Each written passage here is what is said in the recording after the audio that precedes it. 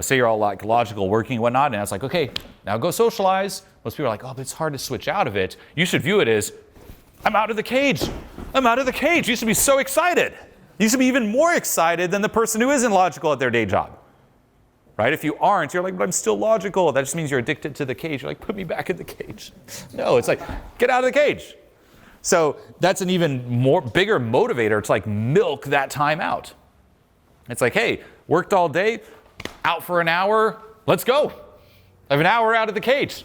You should be running around like a little kid, happy with a huge smile on your face. Right? And take advantage, like realize how precious it is. The easiest trick is zoom out, laugh at yourself. Zoom out, laugh at yourself. Meaning you might still be super logical, super stiff, super out of it. Embrace, exaggerate, laugh. So that could be like say you're super logical, you're like, I'm like, embrace, like I'm so, like you can tell someone, hey, I'm so logical, you'll never see me smile or laugh ever. I've never laughed in the past 5 years. Or something like that. I don't know, just off the top of my head, just embrace, exaggerate. The other exercise I would give people who are super logical, which you might have heard me talk about before, is the awkward laugh one. Right? It's like after every sentence, just do a little like that. Right? So just imagine you're going out all logical, like, hey, you could do that with your coworker, right? Your coworker comes like, what's your name? Cliff. It's like, hey Cliff, can you help me with that? You're like, what do you need help for?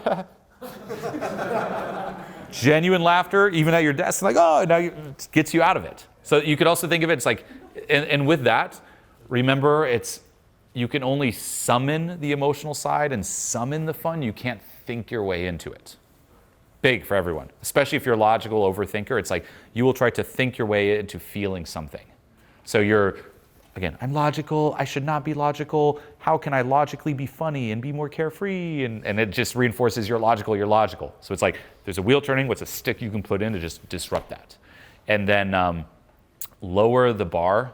This is a bit more subtle. It's like, this is if tends to be logical, but also if you're someone who considers themselves very smart or high status, high value in the more kind of mainstream sense, where they're like, well, I have a very high bar for what I find funny. I'm not going to laugh at dumb little things. It needs to be sophisticated humor for me.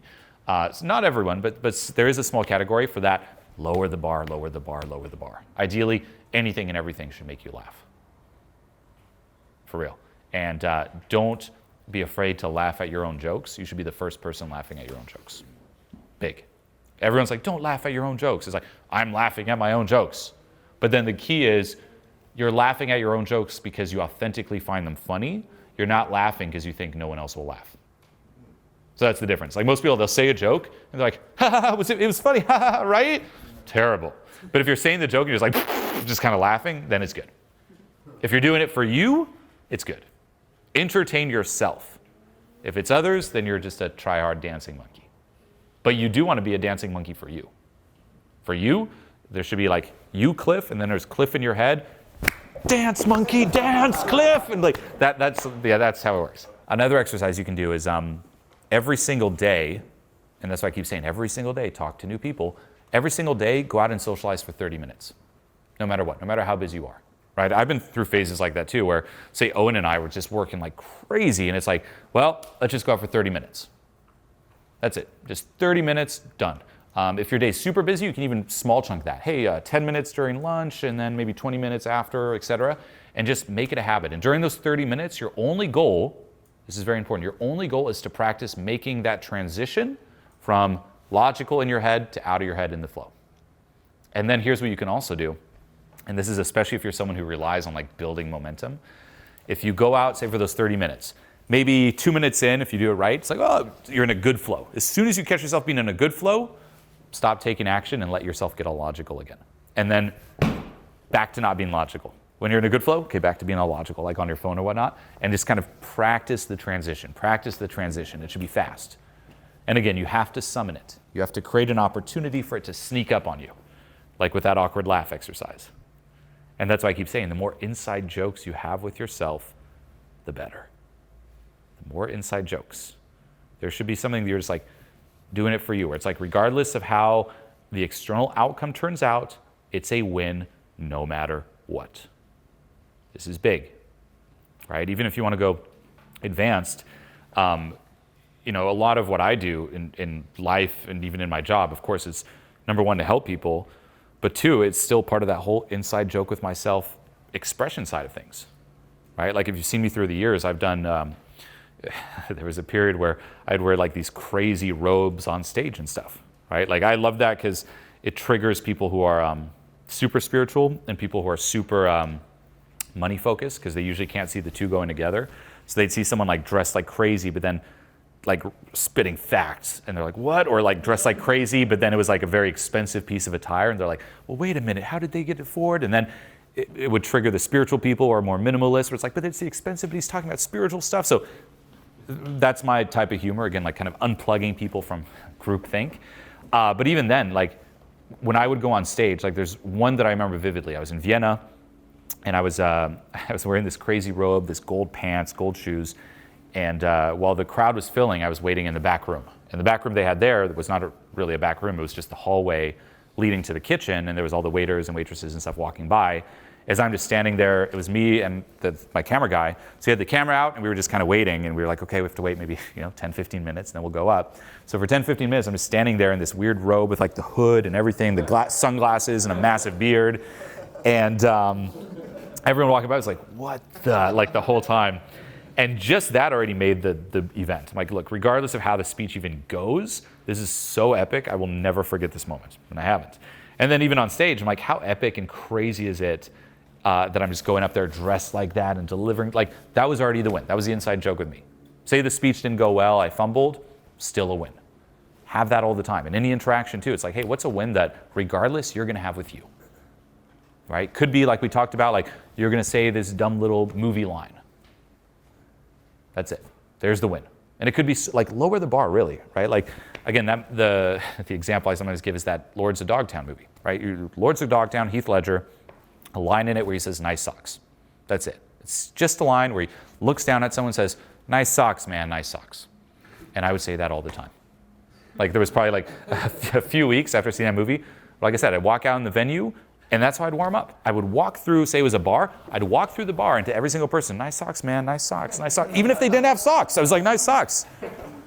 And just that, guess what? Doesn't matter what happens, like I found that hilarious. That was the win for me, right? Or say middle of an interaction, just dropping, nice socks, by the way. Wait, what? So anyway, that was the win. What are those inner wins for you? That awkward laugh one, like, haha, that's the win. It's like, hey, no matter what, by me doing this little haha every 2 sentences, I'm gonna laugh and have a blast. It's a win regardless.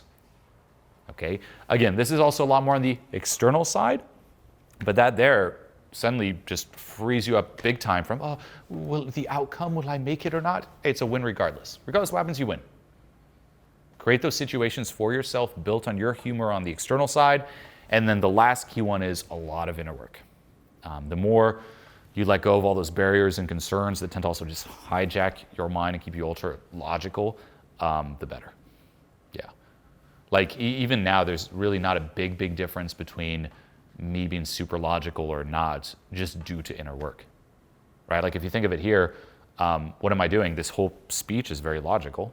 To piece this together, although I might make it look easy, it's really not, right? It's like, to explain it this way, this is this. Or even like how I combine serious points with jokes, with stories, with analogies, when to do the joke, explain this concept first because they need to understand this for this concept, and like it's a whole puzzle that you're creating on the fly. So there's the puzzle side on the fly of logically doing that, then adding the humor and when to mix it in to make the message click best, how to deliver all of it in a charismatic way, and then the outer shell too is, which I have way less of now, probably still a little bit, but way less, and I had a ton of it before, is while doing all that, what do people think of me? Do I give myself permission? And da-da-da-da-da. So it's like there's all this mishmash, but inner work solves it. What's the most common form of self-sabotage when socializing? What is it? Most common form of self-sabotage? Ejecting from a set, turning.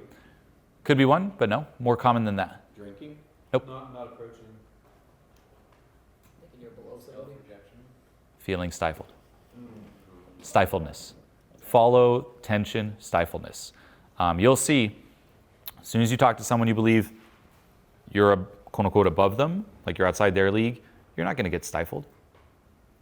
right? Like this is how crazy it is. If you even take the people who did the exercise here in front, say you were to come do this exercise in front, and instead of this audience here, you had a bunch of super nerdy computer programmers who haven't talked to people in 10 years. Like they can't even really say hi. They're like, hi, hi. And you're by far the most confident person. Would you do better? Yeah. Crazy, right? It's like, well, I'm above. Same as when you talk to someone you're in the same league, you sense self-sabotage and success barriers. It's like around what person does that stifleness start kicking in? That's when you're like, oh, there's my ceiling for me. And that there, people try to battle it, right? It's like, I'm stifled. I run out of things to say, all that self-sabotage. You can't battle that with techniques and stuff. That's where it's like, well, where's the self-sabotage coming from? What's keeping that ceiling alive? And then how can I let go of it? So deep inner work, letting go, a lot of introspection. But the cool thing is once you actually do free yourself from that, it is a ton of value, I gotta say. Because if chances are, if you're putting someone on a pedestal, most people are. Huge, right? If you're putting someone like, oh, this person above me, chances are majority of people are doing that too. If with the inner work, you're able to free yourself from that and actually act the same way you would as someone you just feel completely, quote unquote, deserving, you will stand out like crazy.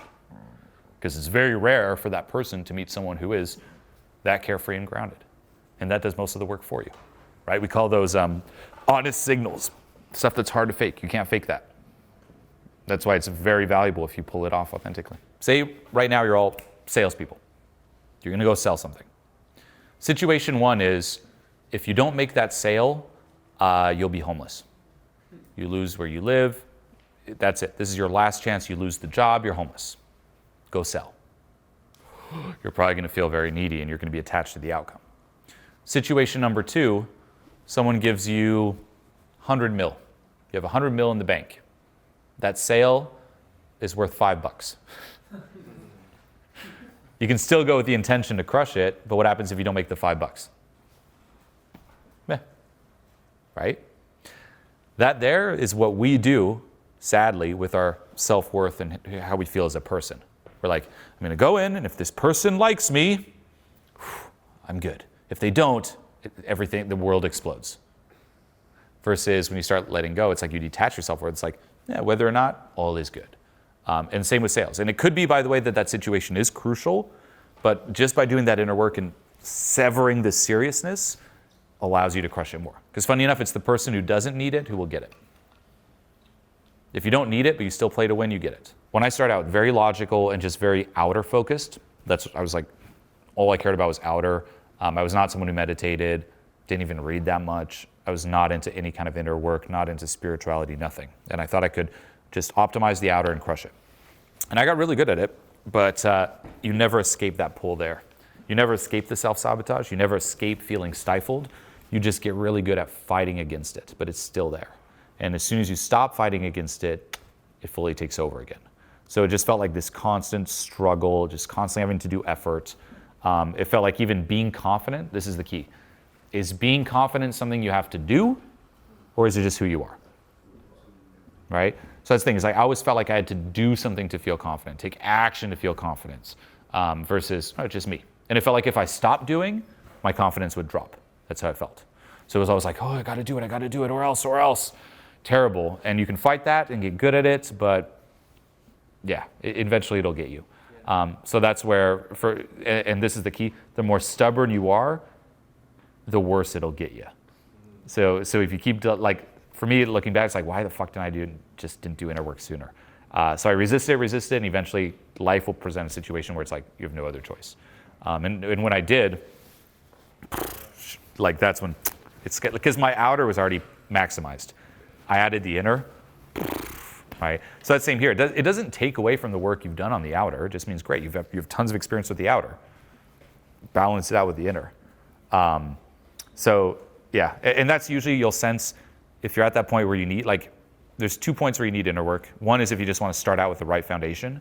But two, if you're someone who has already some experience socializing, you're at that point where you need to start focusing on letting go when you hit what we call intermediate purgatory.